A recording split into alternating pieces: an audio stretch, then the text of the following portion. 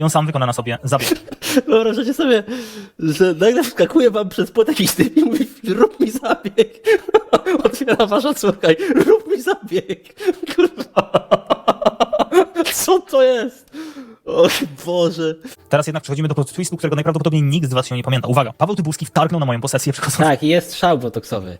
przez wysoki płot, gdyż bramka była zamknięta. W domu była jedynie moja młodsza córka z koleżanką. Otworzyła drzwi, gdyż myślała, iż puka do nich siostra, która zapomniała zabrać kluczy. Nawet nie przypuszczała, że ktoś mógł przeskoczyć przez płot. W momencie, kiedy otworzyła drzwi, Paweł Tyburski zażądał od niej, abym to ja wykonała mu zabiegi. Kiedy moja córka wskazała, że nie ma mnie w domu, on chciał, by zrobiła to nastolatka. Ostatecznie deklarował, że wystarczy, że go wpuści i on sam wykona na sobie zabieg. Wyobrażacie sobie, że nagle wskakuje wam przez płot jakiś typ i mówi, rób mi zabieg. Otwiera wasza córka i rób mi zabieg. Kurwa. Co to jest? O Boże. Na teren okradzonej posesji.